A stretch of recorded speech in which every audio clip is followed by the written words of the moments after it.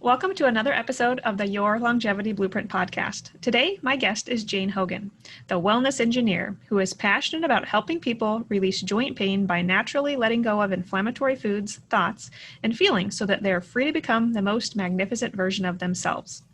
Her personal experience of overcoming crippling rheumatoid arthritis using natural solutions inspired her to leave a nearly 30-year engineering career and become a functional medicine certified health coach.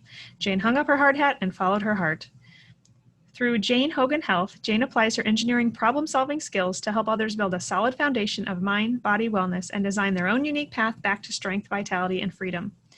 Jane is the creator of Wonderful Fine, an anti-inflammatory living membership program, helping others see that optimal health is achieved by intentionally designing a life based on what her own body needs. Jane has inspired over 150,000 people to take control of their health with natural solutions and has been featured on multiple media outlets. So welcome to the show, Jane. Thanks so much, Stephanie. I'm really thrilled to be here. So I like that bio. It relates to actually what I mentioned in my book. I'm not sure if you're aware, but I wrote a book called Your Longevity Blueprint right back there. So I talk to patients about building their health. And so you being an engineer, I think you use the same lingo. Absolutely. So part of building health, I thoroughly believe incorporates using functional medicine principles. And I'm sure some of your strategies you're going to give us today are actually some of those functional medicine principles. But I want to hear first about you leaving your career as an engineer to become a health coach, incorporating the functional medicine perspective. So what's your story? I know it's kind of strange, isn't it? You don't see this combination of like engineer and health coach very often. Well, I worked as an engineer for nearly 30 years, but in 2016, I suddenly developed really crippling rheumatoid arthritis. So I had a very stressful year, emotionally stressful leading up to it. And then it just came on really quickly. Like within 3 months, I went from being strong and vibrant to barely able to walk. Wow. I had so much pain and inflammation throughout my body. I couldn't make a fist with my hands. You know, it was just, and I was afraid. I was really afraid because we were coming up to the freedom years and they weren't looking like they were going to be very free if I was going to be probably disabled. It's how it was looking at the time. So it was quite frightening. But I live in Newfoundland and it takes about 6 months to see a rheumatologist. Wow. So I wasn't diagnosed at this point, but my family doctor said sometimes food is related to joint pain.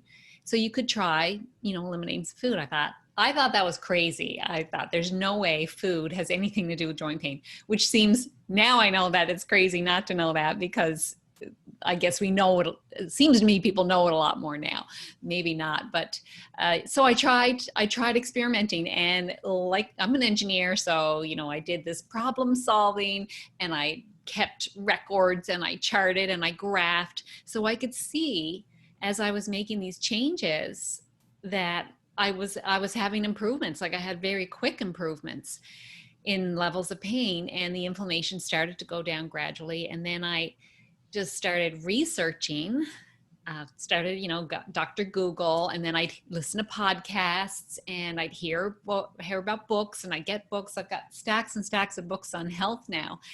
And I really started learning about lifestyle changes and getting at the root cause. And as I kept learning, I thought I really want to learn more. So I decided while I was still working as an engineer, I part-time did the Institute for Functional Medicine's Functional Medicine Coaching Academy program and learned even more. And then I really felt like this rheumatoid arthritis had come into my life for a reason.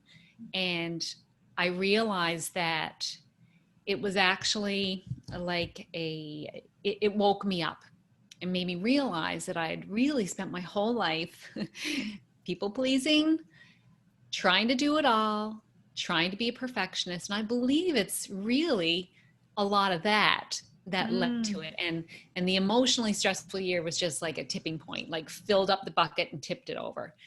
So I feel like it was happening for me.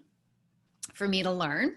And I have learned and I've changed and I've grown so much. So I decided like this, I'm just so passionate about, I want to let other people know that they don't have to feel like a victim when they get an illness, because the power is all within them to create a healing environment. And I know you know all about this because this is the same work you do, right?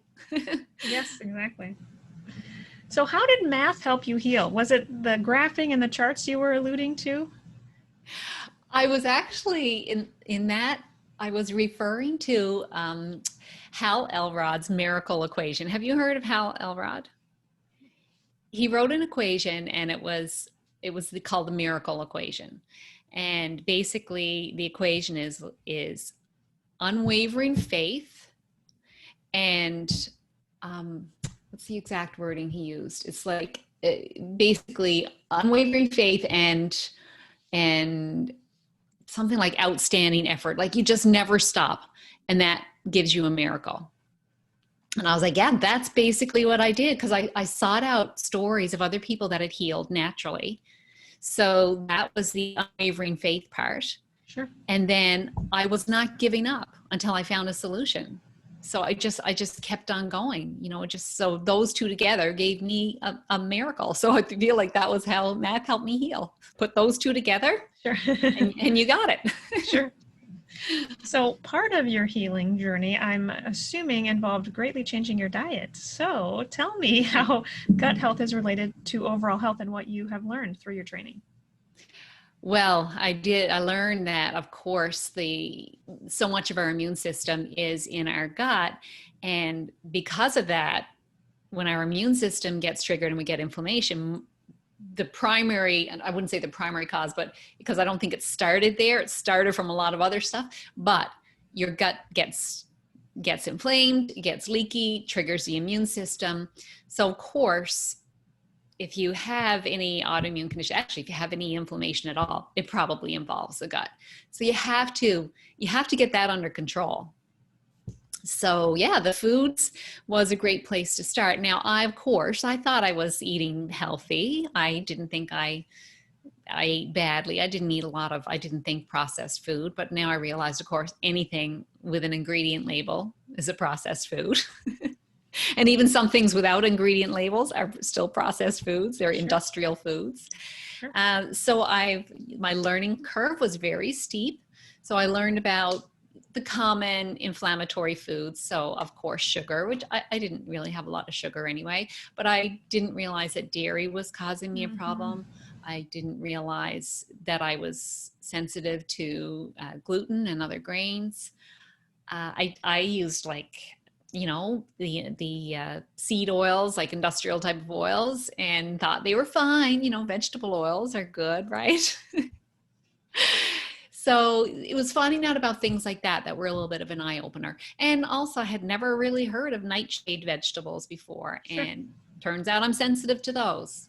So just for the audience, to go over the nightshades, those are tomatoes, potatoes, eggplants, and peppers. They're also known as the kind of solanine family foods. I don't know how to pronounce that, but so those were a problem for you, which right now here it's the summer, it's tomato season. Everyone's making fresh salsa and having, garden fresh tomatoes. So what all foods did you take out? And then what foods did you put back in your diet that maybe you hadn't been consuming many of that you now are? Well, it's really, you really have to go about it methodically. And I think for a little while I was taking stuff out, but then I wasn't being very careful about introducing stuff in. I'd have like a whole bunch of things at once, or go to a restaurant. You never know what you're getting. Right. So you have to kind of be very careful. So it was a slow, long lesson for me to figure out some of these things. Initially I cut out, I was following the autoimmune protocol. Yeah. Great. Paleo. So I had cut out, eggs and nuts and all these things, all grains, nightshades, dairy, all kinds of things. So I've discovered along the way that I am sensitive to tomatoes, but I'm okay with potatoes. So I can eat potatoes. So that's something I've introduced back. I can do nuts as long as I don't do too many of them. Sure. I have to kind of keep it to not too much. If I start doing too much, I feel like I get sensitive. And Eggs. I've got eggs again. So, Yay. but I also realized that the source of the eggs makes a difference, Sure. right? So I have to, I wouldn't just kind of get ordinary eggs. And same with meat, like beef, for example. Grass-fed beef, perfect, fine. But if I had, industrial type of beef, no, not so good. So what for me, what my food ate matters as well, because I'm eating basically what they ate. Right. Right. So got to think about what you eat, and what you eat eats. I think Michael Pollan said that first in one of his books, how important that is. Yeah, what you eat matters. I'm curious. So the focus of chapter 1 of my book is all about gut health and in removing inflammatory foods, but also it involves treating gut infections. Did you, have a stool test run on yourself? Did you find any overgrowth of bacteria, or did you have to hit it with some antimicrobials as well? Was that part of improving your gut health? It was, because initially I was doing the foods and I was having improvement, and then it kind of plateaued. Sure. And so one of the books I'd read, it was like, okay, if it plateaus, then perhaps you have some kind of infection.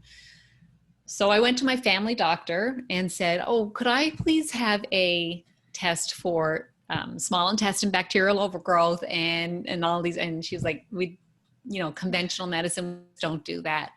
You need to see a naturopath. And where I live, there's no naturopaths in my town. So I had to actually work with one online, and it worked out really well. So it turned out that I had a severe case of SIBO, small intestine bacterial overgrowth, which is kind of unusual because I didn't have the digestive symptoms, or I didn't think I had the digestive symptoms. Sure. Like I didn't have IBS or anything like that. But of course, afterwards, I did realize that I did have some symptoms. Sure. Once it cleared up, it's just I had had them for so long that they are normal. That was your normal. Yeah, exactly. I've struggled with SIBO also, and I never had like the irritable bowel symptoms. I had more upper GI symptoms. I get short of breath and just kind of fullness in my chest, and then heart palpitation. So it's interesting how conditions manifest differently for different people. Yeah. Same with inflammation, like you're alluding to. Inflammation could manifest anywhere. For you, it was primarily in your joints, but for someone else, it could be with headaches or skin disorder or whatnot. Right. Yeah. Yeah. It's interesting because a lot of people don't realize that this inflammation in other parts of their body is to do with their gut. Like a lot of people don't realize, for example, psoriasis is on your skin. What's that got to do with your gut? Right. Totally. Yeah. Everything. We think alike. So other than changing your diet, I know you also emphasize the importance of heart-focused breathing, which probably was helpful with your stress, the stress that you had been dealing with that, like you mentioned, was the straw that broke the camel's back with your condition. So what is heart-focused breathing, and how did that help you? How can it help with longevity? Well, so I came to realize that stress was really, I would think stress and emotions were really the underlying cause that had kind of carried on for a long, long time. And we don't even realize how much stress we're carrying around with emotions, but, with everyday things going on in our lives as well. And I realized that I was like kind of clenched in my belly a lot of the time. And I really had dysfunctional breathing. I was a chest breather. And so when I found out about heart-focused breathing in my functional medicine coaching course, I really began to apply it. And then I really love sharing it with other people because it's a very simple practice. So I can explain it to you if you want to hear about it a little bit more. Yeah. Okay, so here it is. It's as simple as this. And it was developed, the HeartMath Institute, it's a nonprofit organization, does a lot of research into this heart-focused breathing and the effect of it on emotions and all the physiology in our body. So it's a great resource for anyone to check out. But the basic idea is you begin to slow down your breathing. You want to try to think about like breathing in for 5 seconds and breathing out for 5 seconds, that kind of slow breath like that. But you imagine breathing into your heart. So you can even put your hands on your heart just to kind of get that feeling going. So you imagine breathing into your heart, Slowly, and imagine the air swirling around your heart, all around your heart space, and letting it go. And breathing into your heart, swirling around the heart, and releasing it. And then while you're continuing with that, you think about an event that happened in your life that brought you a positive heart feeling, like love or compassion or joy or even excitement, just a positive heart feeling or gratitude. So you think about this event and then you focus on the feeling that you get from it and imagine that feeling in your heart. So as you're thinking about this event and feeling the feeling in your heart, you keep breathing in, breathing out. Focus on that beautiful feeling. As you breathe in, breathe out.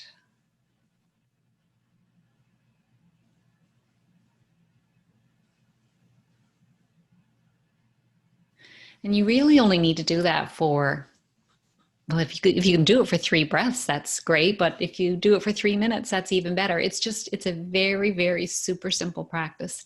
I love it because you can do it anytime. You can even do it with your eyes open. They don't have to be closed. Sure. So you can do it absolutely anywhere. If it's not appropriate for you to have your hands on your heart, you don't have to do that. So you can just do it anytime, anywhere. Little kids can do it. Like you can use it with kids to help them get to sleep at night. And there's just so many benefits. So from heart-focused breathing, we get this coherence going on within our heart. And we increase heart rate variability. So heart rate variability it's the variation between successive heartbeats. Now we would think that, a nice regular heartbeat would be good.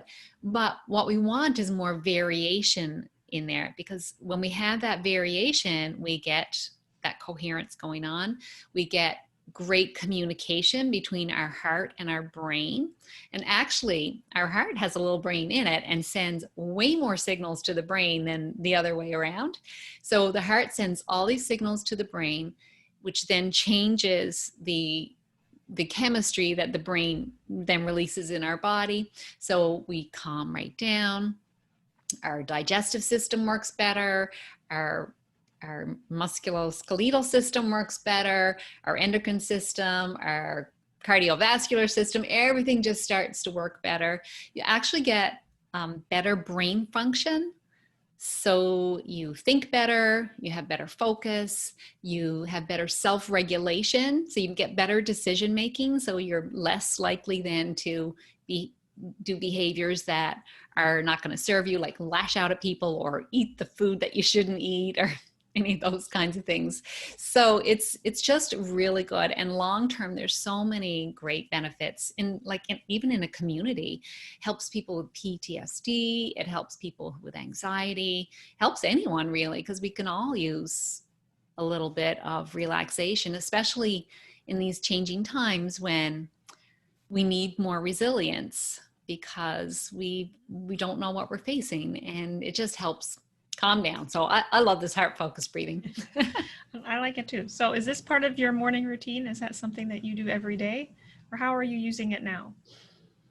I use it pretty much anytime I'm feeling a little bit like I notice that I'm feeling stressed or a little bit clenched again. That's kind of my go-to position. Yeah. And in my morning routine, I do use deep breathing, but I do a meditation practice. Sure. So yeah, my morning routine is my non-negotiable. I have to do that every day. It's part of my health and well-being. It's what I have to do to stay healthy. So even when I'm traveling, no matter what, I do my morning routine. Which is, share more, tell us everything. What? So my morning routine for me, it's another thing that Hal Elrod came up with. Actually, he called it his miracle morning. And so it's based on, it's about an hour long. And I set up a little timer so it kind of reminds me of when to do the transitions. So it starts off with 10 minutes of silence. So that's the meditation. The acronym he uses is SAVERS. So so the S is silence, 10 minutes of silence. The A is affirmations. So 5 minutes of affirmations. And I'll use all kinds of positive affirmations. Always state them in I am, the present tense. And I've used different ones at different times. It could be around health. It could be around pretty much anything. I love it. And I love doing those looking in the mirror and smiling at myself. Yeah, that's good. And then 5 minutes of visualization. So I might visualize what my day is going to be like, or maybe I'm visualizing a future that I want to build. So it's this visualization, because our brain works in pictures. So if you can visualize a picture in your head of what you want, then it helps it actually come to fruition, right? So SAVE is exercise. So for me, that's 20 minutes of yoga. I like to do yoga. I find it really great on my joints. It's easy. It stretches them out, and it's my go-to thing. But you could do anything. You could do, a little high intensity training, right? Something that's small and then followed by some stretching. So whatever works for anyone is what I would say to do there. And then let me see, maybe ER, that one is for reading. So 10 minutes of reading. And I usually use that to read either personal development or something on spirituality. But the thing is, it's, no matter what, you're going to get that 10 minutes of reading in every day. And it's surprising how that builds up, right? And you can get a book read in just that 10 minutes a day. And then the last S is scribe, which is journaling. So it's 10 minutes of journaling. And different ways to journal. You could journal on gratitude. Write down what you're grateful for that day, 3 things. You could journal on stream of thought, what's, popping up into your head that day.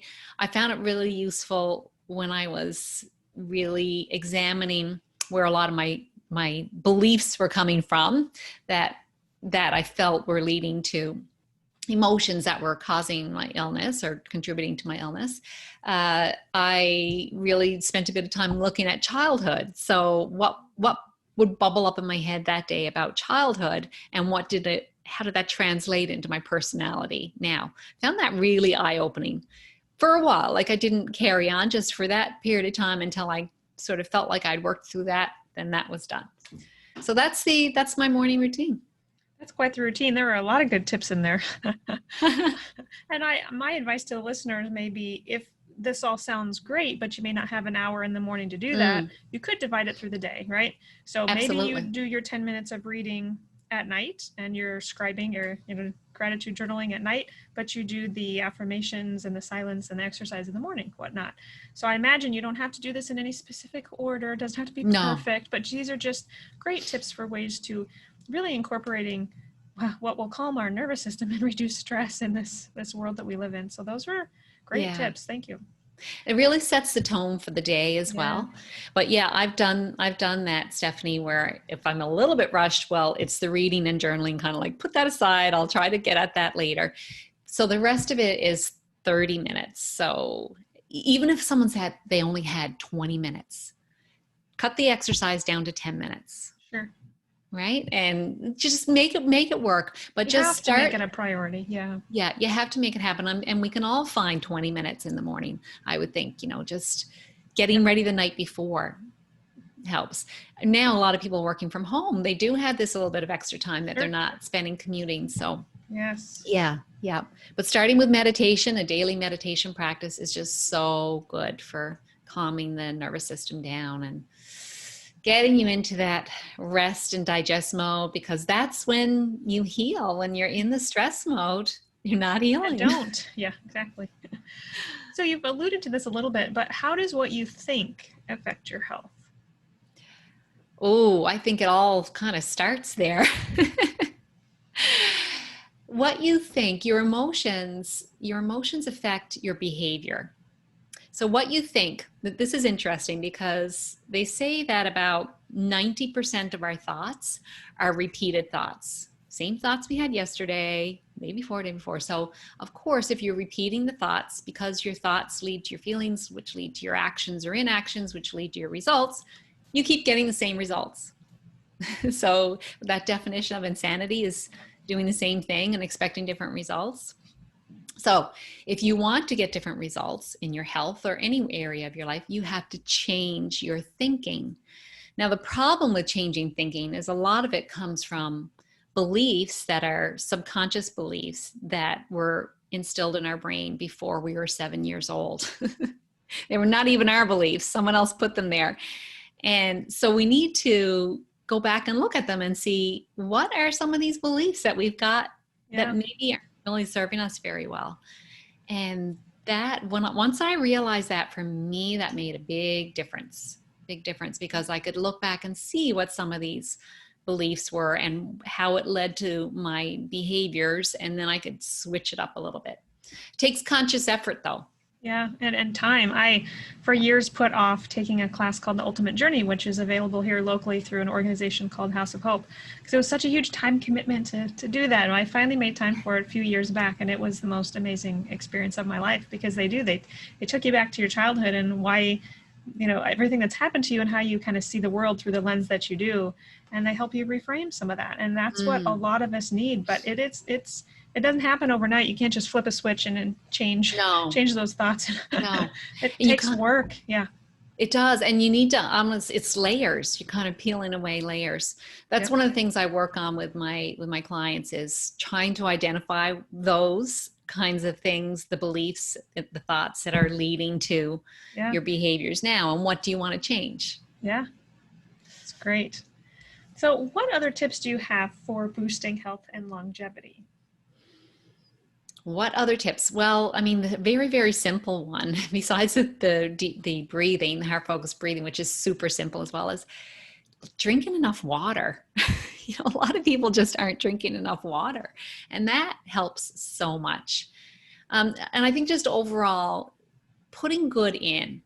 So think about putting good in, putting good food, good thoughts, good feelings, good water, good air, good things on your skin, good people around you, just exposing yourself to the best environment possible, because the environment is what changes our gene expression. And illness is when our genes get turned on to, or regulated or express an illness. So if we want to change gene expression and downregulate those genes for illness, then we got to provide the environment that's going to allow the body to heal. And that's why you design the environment, you build that foundation. Talk about the analogies there. Yeah. We build that foundation that's going to allow healing to happen. So I want to go back to that, because in your bio, tell us what you mean by intentionally designing a life based on what our body needs. Well, when you pay attention to your body and know that it's always talking to you. When we've got pain, it's talking to us. If we've got other symptoms, it's talking to us. So paying attention to that, and then not just letting things happen to you, planning how, if I want this to change, how am I going to change that? So you're designing the life not by reacting to the world, but by designing the environment that you want to be in. So it's not a reactionary approach. The reactionary approach is feeling like a victim, and why did this happen to me, and nothing I can do, and the solution being outside. So what I love about this is the solution is inside. It's within you. You got wisdom, you got intuition, you can pay attention, and then design the life that's going to support healing and support, whatever you want. Wonderful. Great tips. And I have to say, I think it's a little ironic that you appreciate math. I've got to go back to math here when you said that. I know. With your engineering background. Yeah. It's funny. Not that it's really math, but yeah. I've used that with my patients as well. So tell us also how listeners can get a hold of you. How can they hear more from you, follow you on social media? Okay. Thank you for that. My website is janehoganhealth.com. And I'm on Facebook and Instagram at Jane Hogan Health. And I've got a gift as well if they want to download it. And it's about actually the very first step with eating. And it starts in your brain, right? So it's about creating mindful eating. And because that will help you digest your food better, which ultimately reduces inflammation. So I've got that gift if they want to get it. So I know you're going to have a link in the show notes for that. We'll absolutely post that. Is there anything else you want to share with our audience? Any tips that have helped you heal from this chronic condition?